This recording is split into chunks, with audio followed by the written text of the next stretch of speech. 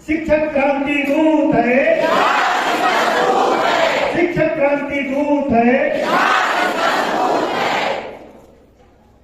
हमारे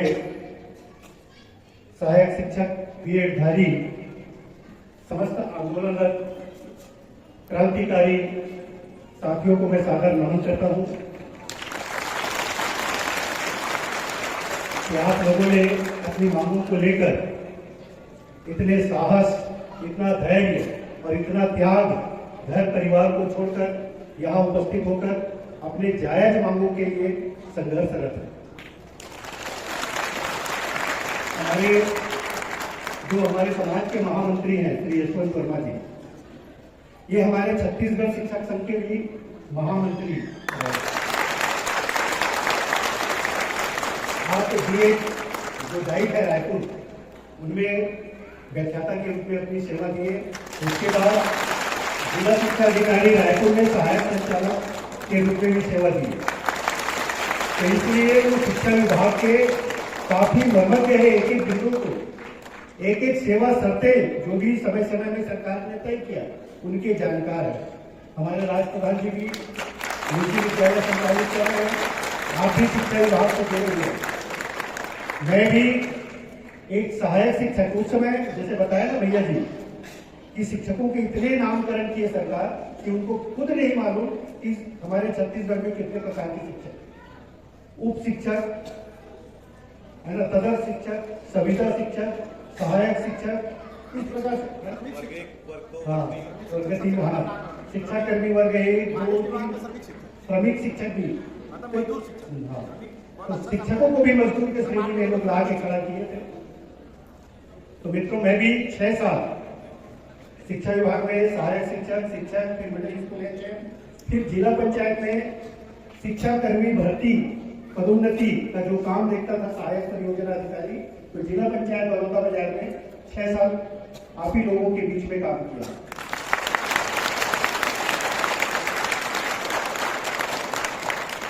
आपके भी धर्मपत्नी शिक्षा विभाग में व्याख्याता के पद पर कार्यरत है, मेरी धर्मपत्नी भी सहायक शिक्षिका के रूप में कार्यरत है। वो भी जब सहायक शिक्षक व्यावसायिक परीक्षा मंडल से बहुत 43 साल की उम्र में उन्होंने सेवा प्रारंभ की और व्यावसायिक परीक्षा मंडल के माध्यम से उनका चयन हुआ, तो वो भी बीएड कुछ नहीं थी। बताया ना, जब कोर्ट का निर्णय आया कि सभी शिक्षकों को प्रशिक्षित होना अनिवार्य है, नहीं तो उन्हें सेवा से निकाल दिया जाएगा, तो फिर सरकार ने ही उनकी व्यवस्था किए, उनको प्रशिक्षित किए, पत्राचार के माध्यम से किए, उनके स्थान पर ही किए, उनके आसपास विद्यालयों को उनका केंद्र बनाया गया और 20 दिन के अंतर में उनको प्रशिक्षण दिए। तो सरकार चाहे तो सारी व्यवस्था कर सकती है। हमारे साथ में कुछ उच्च शिक्षक नियुक्त हुए थे, उनको 1 महीना 2 महीना बाद निकाल दिए थे और 15-20 साल बाद उनका जो कोर्ट प्रकरण चला और उनकी नियुक्ति हुई। हमारे छत्तीसगढ़ शिक्षक संघ आदरणीय चंद्रभूषण शर्मा जी थे उस समय महामंत्री और बाद में प्रांत अध्यक्ष हुए और शिक्षा आयोग के अध्यक्ष भी हुए। अभी कुछ साल पहले उनका निधन हुआ। तो ऐसे संघर्ष अगर हम करते रहेंगे तो निश्चित रूप से सफलता हमको मिलेगी।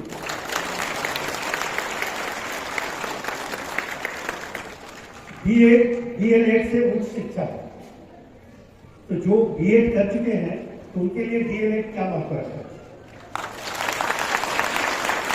अगर कुछ विषय छूट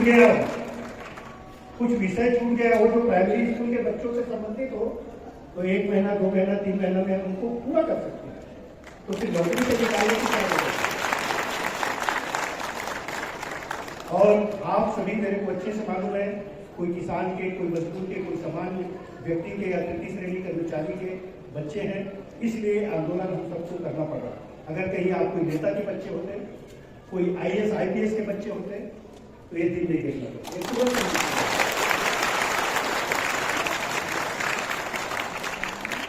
आप संघर्ष करते रहिए, सफलता आपके कदम चुमेगी, मैं आश्वासन देता हूं और संघर्ष आपका सफल होगा, ये मेरे को पूरा उम्मीद है। जब मध्य प्रदेश हुआ करता था तो हमारे छत्तीसगढ़ शिक्षक संघ की ओर से 473 दिन 510 510 दिन लगातार संघर्ष करते रहे, तब कहीं हमारी मांग पूरी। हाँ, और उस आंदोलन का संयोजन यशवंत जी कर रहे हैं।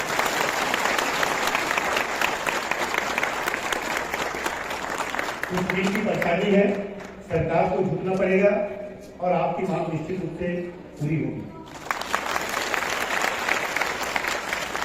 बस आप लोग जो सरकार को हम चेतावनी दे रहे हैं कि शिक्षक जब जब भी मैदान में आया है, समाज के बीच में आया है, तो उन्होंने कुछ न कुछ परिवर्तन किया है और क्रांति हुआ है।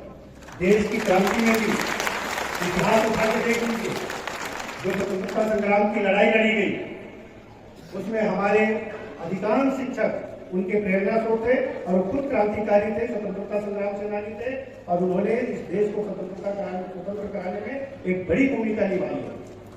तो आप लोग भी इस प्रकार के जन आंदोलन भी खड़ा करिए। अभी तो आप अकेले आए, कल अपने परिवार को भी यहां लाएंगे, अपने माता पिता भाई बहन पूरे परिवार सहित लाएंगे। तो इस प्रकार के अपन तैयारी करें तो सरकार को झुकना ही पड़ेगा। एक अल्टीमेटम भी दे, एक चेतावनी दे, अभी पंचायत की चुनाव होना है।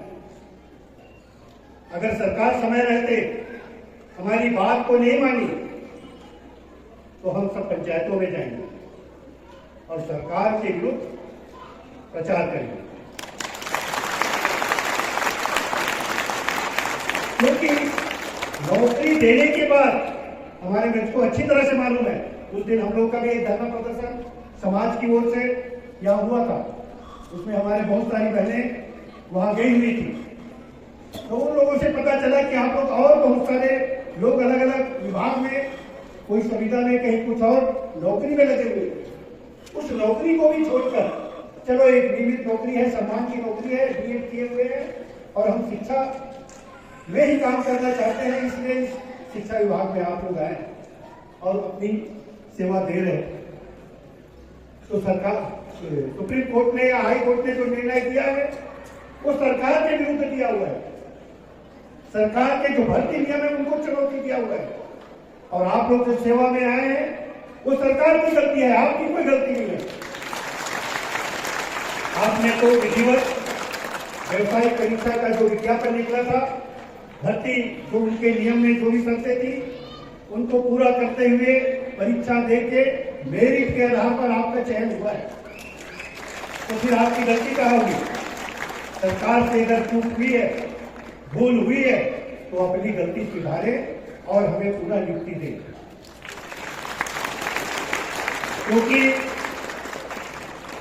मैं जिला पंचायत में था तो 2-3 ऐसे प्रकरण हैं जिन्होंने ज्वाइनिंग किया और उसके बाद जाके घर में बैठ गया, एक भी दिन स्कूल नहीं आया।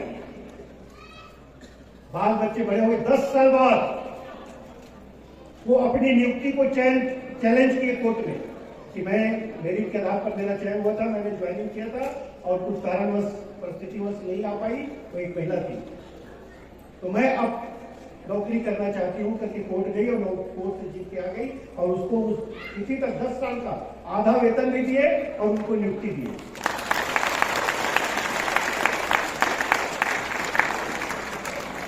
तो हम भी मानव अधिकार के माध्यम से या और किसी भी माध्यम से सरकार को भी चैलेंज करें।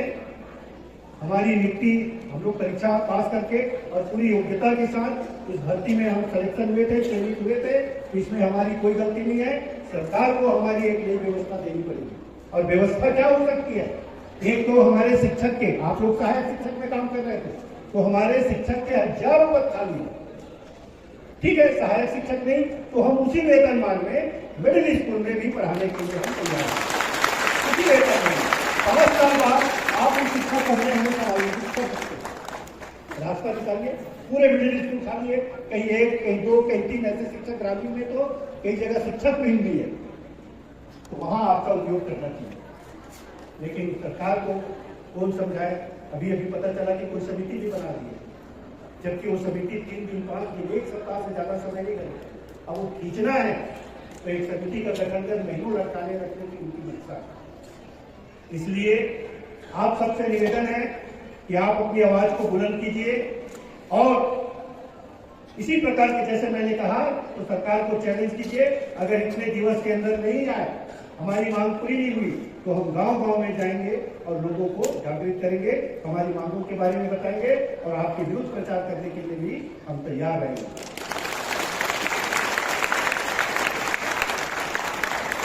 तो मैं आपके इन मांगों को समर्थन करता हूँ, हमारा पूरा समाज समर्थन करता है और जहां पर भी विधायक, मंत्री, उन लोगों से भी हम लोग संपर्क में रहते हैं, तो हम चर्चा करेंगे। और अभी हम लोग संगठन मंत्री से ही मिलने के लिए आए हुए थे, अभी उपराष्ट्रपति का आज दौरा हुआ तो लोग बिलासपुर निकल गए, नहीं तो आपके मांगों के बारे में भी हम लोग चर्चा करते। और क्योंकि जो अभी छत्तीसगढ़ का सरकार है, मंत्री मुख्यमंत्री तो बने हुए हैं, लेकिन उनकी कंट्रोल दूसरी जगह है।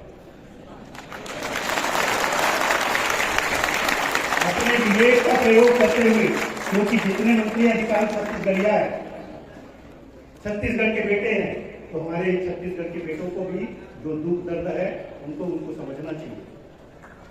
लेकिन ये कंट्रोल की सरकार दूसरे के हाथ में है, तो वो लोग जब तक आदेश नहीं करेंगे, निर्देश नहीं देंगे, तब तक आपकी मांग या हमारी मांग पूरी नहीं होगी। तो इसलिए दबाव बनाना जरूरी है। अभी हमारे साथियों ने बहुत सारे मुंडन भी किए, हमारे शिक्षाकर्मी साथियों का भी आंदोलन देखे थे, है ना, जलमग्न होकर भी उन्होंने आंदोलन किया था।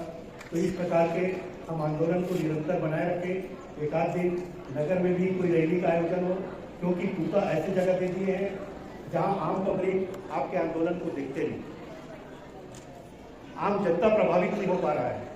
तो ऐसा भी हमको कुछ करना पड़ेगा, तो हम करिए, जन समर्थन भी जुटाइए, अपने परिवारों के साथ आके राजधानी के सड़कों में भी एक बार रैली हो, आंदोलन हो, ताकि उनकी जो सोई हुई सरकार है वो